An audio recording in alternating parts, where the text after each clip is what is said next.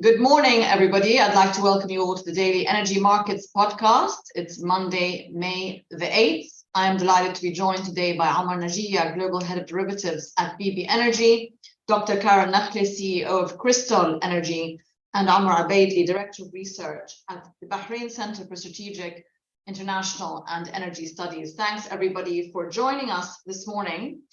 Omar, let's go to you first for a look at the technicals, if you like, on the market. Another sort of fairly disappointing last week in terms of those who want prices. But where do you think this whole market is going now? We're kind of approaching the middle of the second quarter. OPEC cuts don't seem to be sort of keeping those short sellers away, let's say. So when will we see this confidence return that you've talked about? We are on mute, Omar. Sorry. So look, you know that you have basically two sessions in the oil market when it trades. You have a session which is what used to be the pit session, which is basically when most of the people trading are there, or when all the people trading are there. And then you've got the 24-hour session, which is basically when few people are there, right? So if you look at this market and you look at the low that we had, so basically that low came in at 63.64. It was on I think Monday, I can't remember, but it was basically a spike. So basically you had the low during very early Dubai time, kind of early Singapore time, call it 63.50. And then during the day, it traded at $69, right? So that happened during 24-hour time, not when most people were behind their desks, so to speak. So why, how, who, I don't know, but the price definitely printed there. But I think if you look at both sessions and you don't really try and fudge and say, look, this really didn't happen and did it happen and all this kind of stuff, I think the market is defensive right now. So I think the WTI is trading about, let's call it $72. If you can get this market above 74, then I think, it would start to look pleasant. But to really look kind of, bullish, you'd have to take out the $83, which is, $10, $12 away from where we are now. If you look at it, yeah. Yeah, let me stop you there. Let me just stop you there, Omar, for now. Carol, let's go to you on that. I mean, we're talking about the trading sessions and some technicals there Omar is highlighting. But I mean, the trend, as we've seen it in the last sort of few weeks, has been lower. Okay, I mean, the trend of prices. Now, how much of that would you say is based on sort of technical stuff, and how much is based on real sort of change of attitude or sentiment to the fundamentals of demand that are manifesting more clearly every week that passes? Good morning, Dialog. Good morning, everyone. Well, look, when it comes to oil markets, I stay away from trying to explain daily price volatility. I'm not a trader. I'm not into this business. But I like to look at markets more as global oil markets as big, complex, sometimes slow moving, and too many variants come into the equation.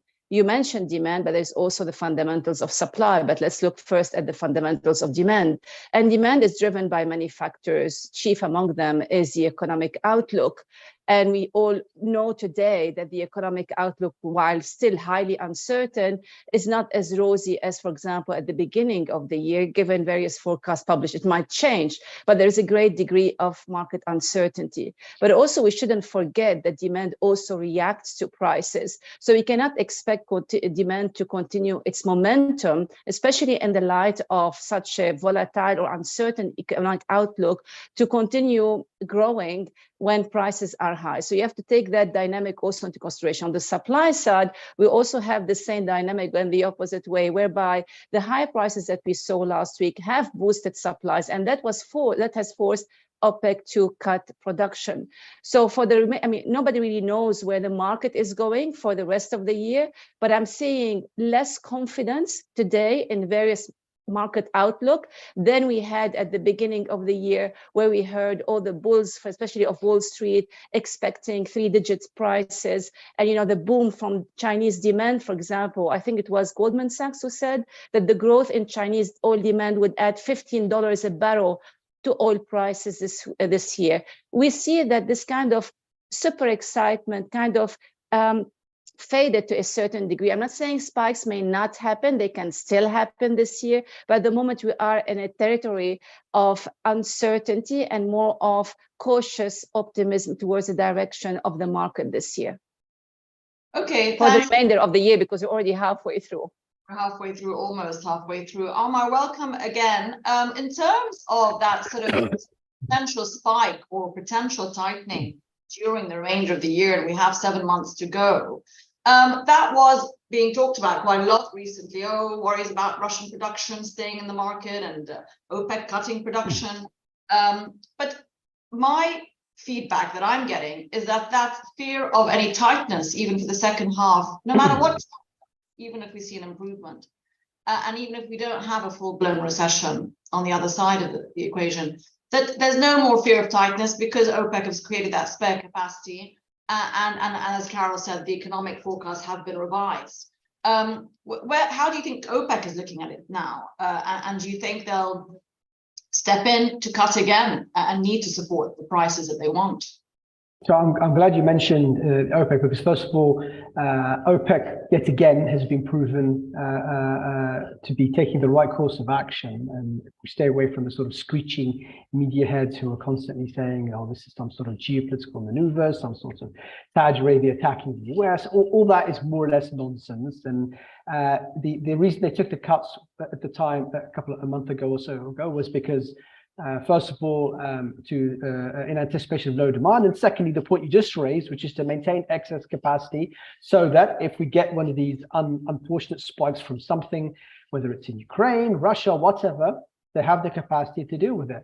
Are they going to cut again? It wouldn't surprise me if they cut again, because they've been pursuing a very sort of consistent line for the last 3 or 4 years, which is we're trying to maintain price stability, even if that means decreasing revenues for some of the bigger producers, because they know that in order to avoid these sort of wild gyrations we saw around COVID, they need to have stable prices, and producers need to feel confident they can make the big investments needed to keep things stable.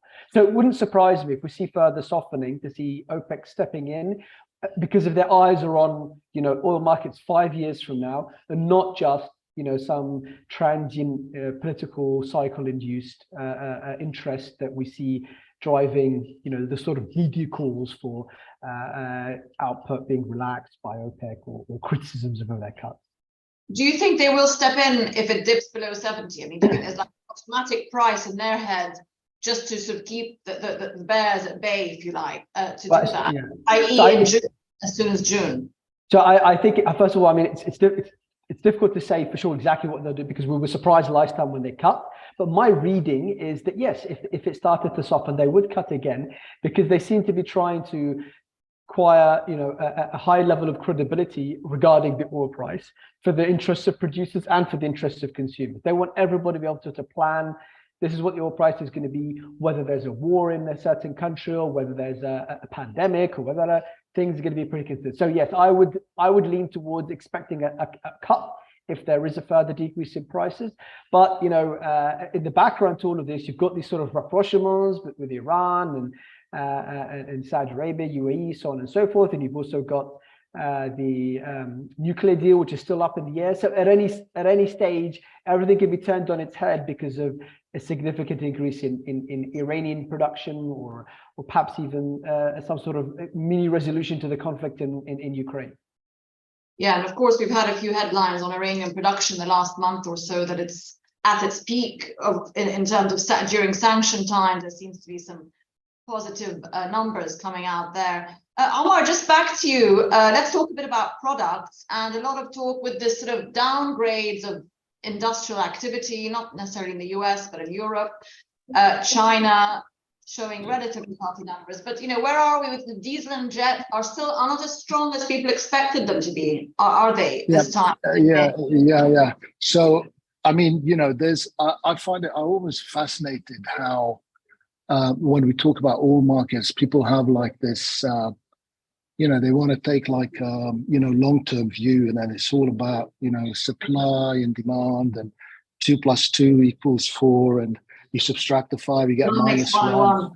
And then also the fair prices for consumer and producer. So let's take a look at the oil market, right? When it went to -10 or -40 or +10, I wasn't hearing anybody saying, demand, supply, fair for producers, fair. No.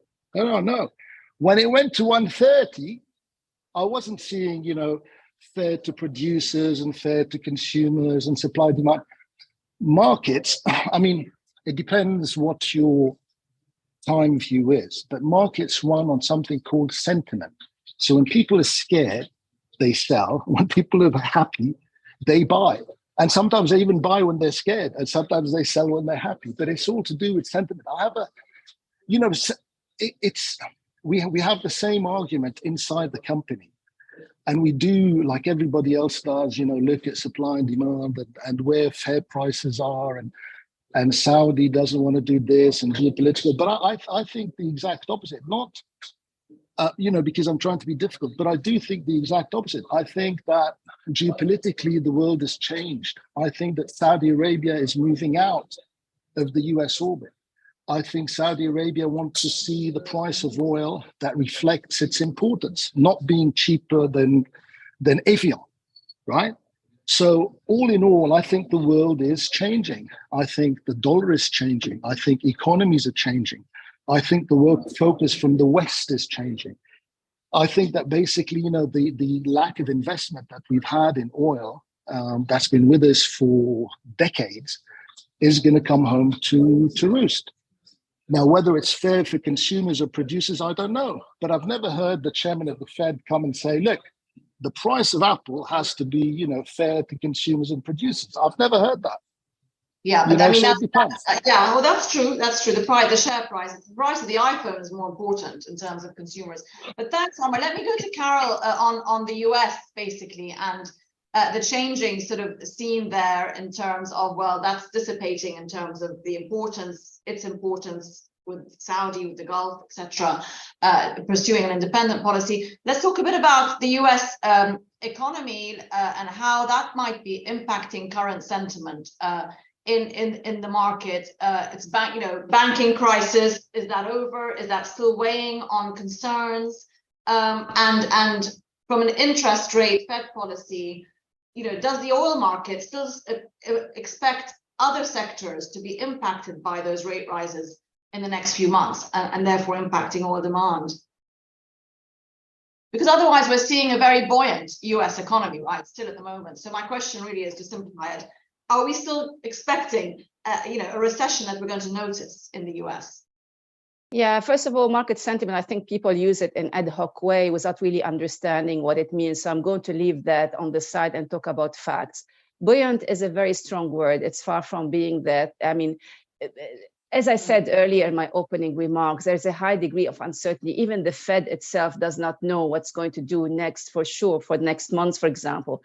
And if you ask 3 different people the same question about what the Fed will do next, you will get 3 different answers. Some will tell you that the inflation rate is still high and there is still room for more interest rate rise. Somebody else will tell you that it's time to pause because the data does not seem to be very encouraging.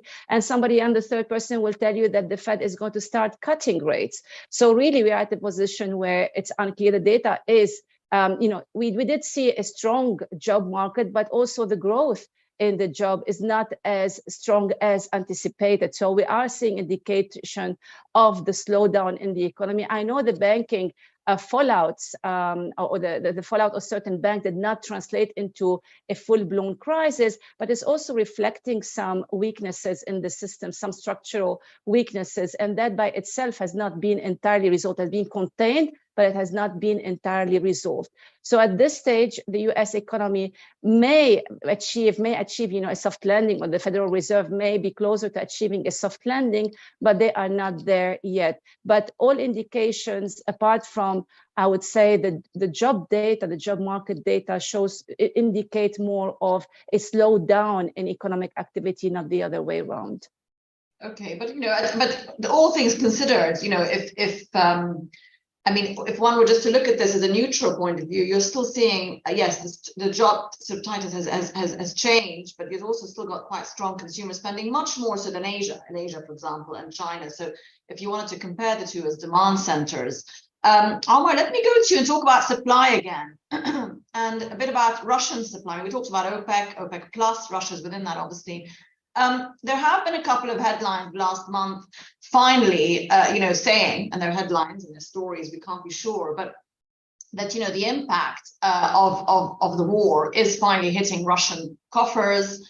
And for example, Russia is now taxing its producers, at source more, having to sort of, and that is eventually going to impact their production. I mean, do you see that happening this year? Do you see a change, do you think? A real impact in what we're going to see come out of Russia, both on the crude and export product front? No, I don't think so. I mean, I think the unfortunately analysis, at least in the mainstream media of Russia's situation or the pressure that Russia feels is pretty biased and in the attempt to make it look like it's significantly higher than it is. I think that Russia has made various errors, but I think in general the ties it's cultivated with China and with India will keep its oil interests more or less operational, and in particular they're leveraging the fact that it is in China's interest that Russia not suffer a catastrophic defeat in Ukraine, and that it is in China's interest that Russia's economy does not tank. China wants to keep Russia keeping the West busy while it expands its own influence, and I think the signaling, the messaging has been very clear. So basically I don't expect any, and India's been just India and China together have been just swallowing whatever oil the Russians are producing. Of course there are going to be some difficult, the sanctions cause some adverse impact. But they've got quite a lot saved up in the bank. They've more or less straightened out their geopolitical constellation in their favor. So I don't expect the economic side of the equation to either affect Russian oil or to pressure Russia geopolitically in any significant way, at least for the next couple of years. And in fact, on the contrary, in Europe and America, their efforts to try to corner Russia economically are in some sense backfiring. And you mentioned the Fed. Part of the Carol said the US economy is not doing fantastic. I agree with her, and one of the reasons is the Fed's stance on inflation, which in turn reflects some of the turmoil that's going on as they try to rearrange energy markets and decouple from Russia and China.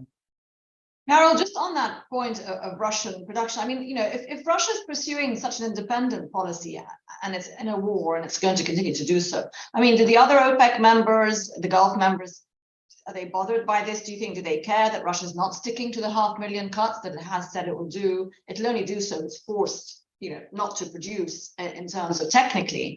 Where does that put Russia within OPEC plus, if going forward? I mean, it's becoming less relevant, isn't it, in terms of its say within the group?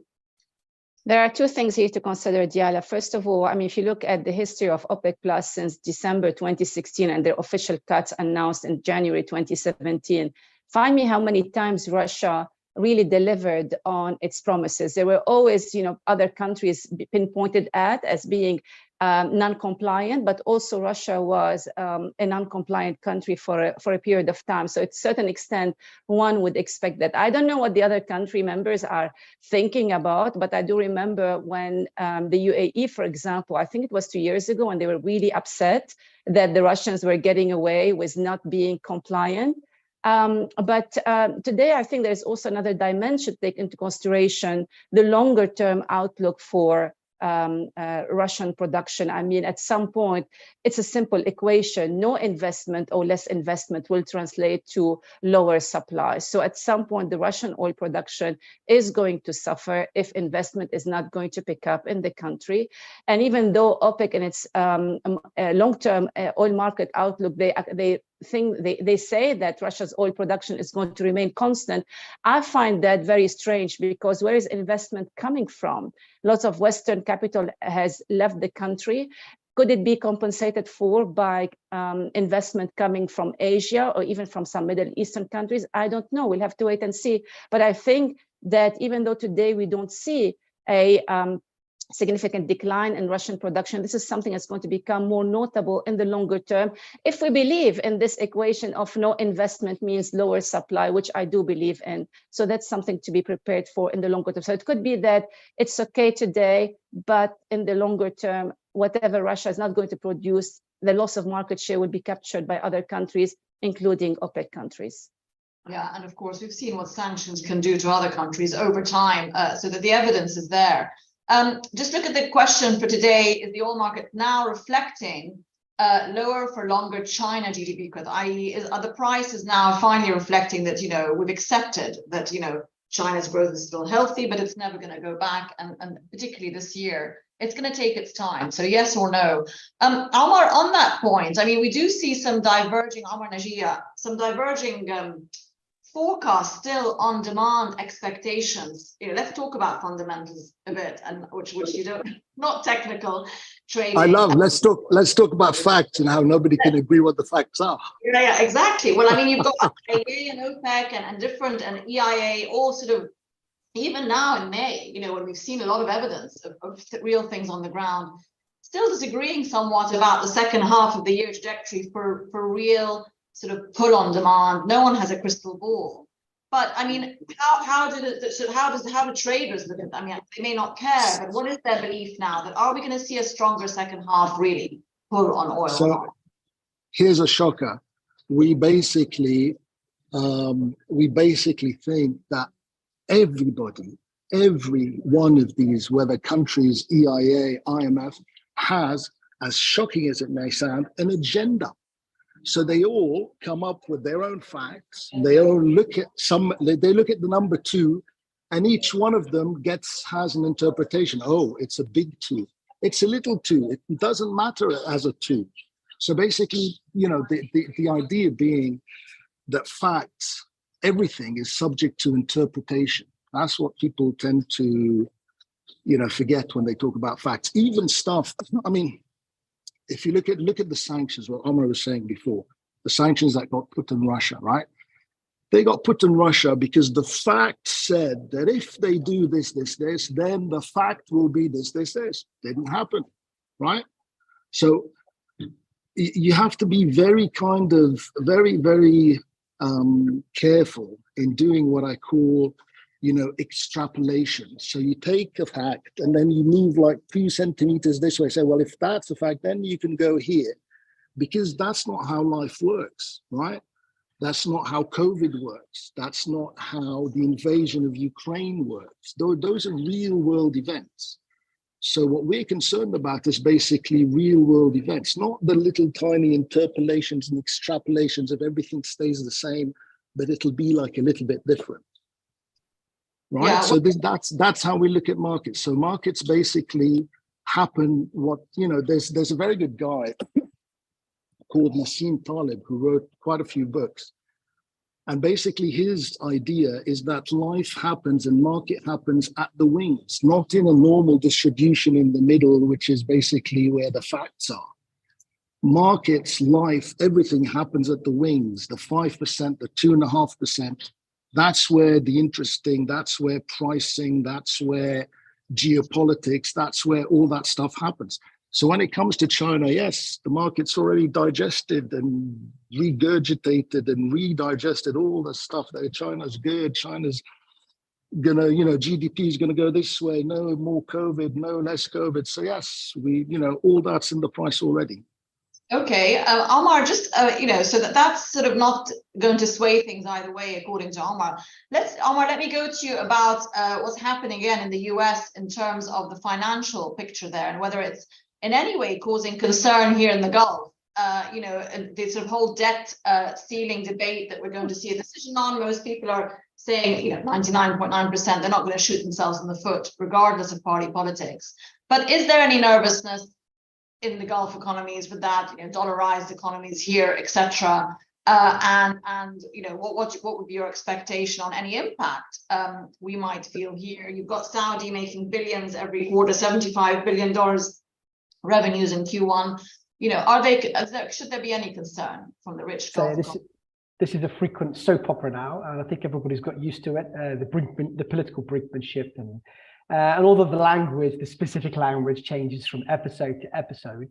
We all know how it's going to end, which is there's going to, at the 11th hour, the Congress is going to meet and thrash out a deal, and the deal will involve some sort of a compromise from both the Republicans and the Democrats, but the debt needing will be sealed, and the government will not have to default on paying. I don't think it's going to be any different this time.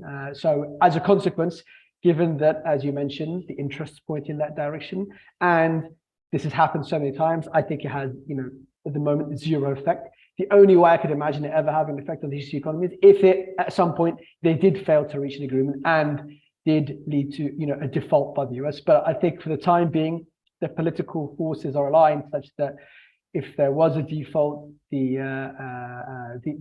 party that obstructed the debt raising the debt ceiling would suffer, heavily in general opinion polls and in the voting booths, and therefore they don't want to take that risk for the time being.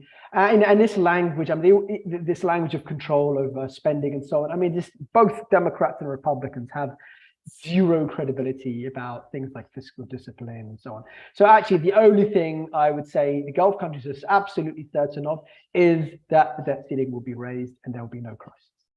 Okay, Carol, I have a question here on the chat, which I'll put to you. It's for you. It says, Dr. Carol, where geographically is we've mentioned upstream investment. Omar mentioned it earlier as well in terms of, and you mentioned it in terms of, well, eventually that's going to impact countries like Russia unless we continue to see that.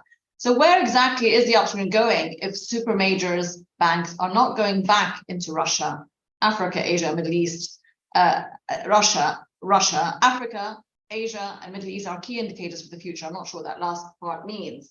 But in terms of the upstream investment, do you see, there's obviously a recognition that it's been lacking in the last few years. How is the current sort of economic macro vibe, if you like, from an investment point of view, impacting the enthusiasm about doing something about that?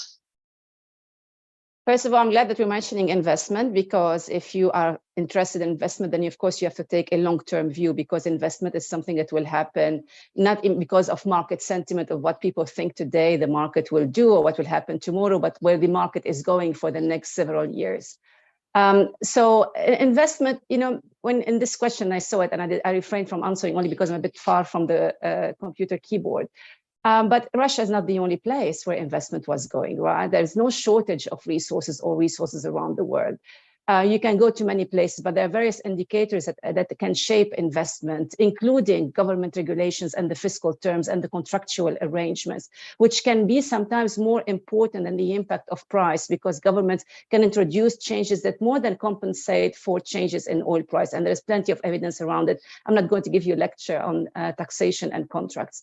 However, for all those who talk about fear of lack of investment today, I really would like you to go and download OPEC Oil Market Outlook 2018.